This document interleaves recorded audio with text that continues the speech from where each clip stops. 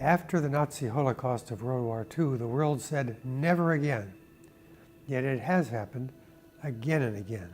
The media in South Africa, for a very, very long time, were very favorably disposed, and so gave me the opportunity of putting across the plight of our people and the fact that we were committed to working through non-violent means. And we saw how man can be really evil. And we saw man's inhumanity to man, and we said never again. You know, I get asked, all the time, prevention. Well, how do you prevent deadly conflict?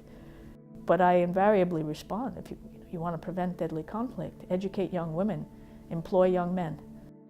This is about the 5th time the Kenyans have had to face a crisis at time of elections, but this has been the worst and could have really taken them off the cliff. Throughout our history, we've talked with all kinds of people we don't like, dictators, brutal dictators, and we've kept talking to them. That doesn't mean you approve of what they're doing.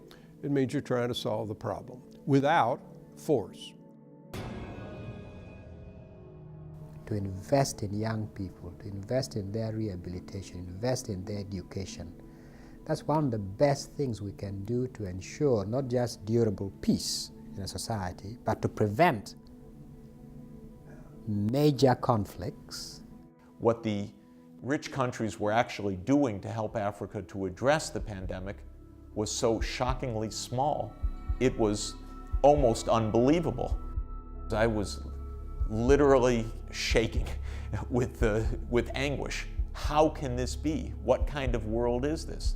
How have we given so many speeches? How have we said this is a world priority and essentially let millions and millions of people die every year?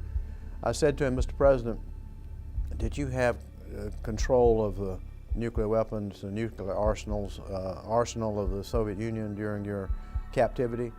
But he didn't answer that question. He said, Senator, we're not going to talk about that. We may not have a nuclear holocaust with tens of thousands of weapons, but you may have more likely that some crazy with nothing to lose is going to have one in the middle of New York or San Francisco or London or Paris. And we have to do something. And that's what got us started thinking, let's really address seriously the question, what will it take? How would you get around to getting rid of nuclear weapons? We hope that this film will stimulate interest in this great mission and generate better ideas so that our children and grandchildren will move us into a world of decent human relations at last.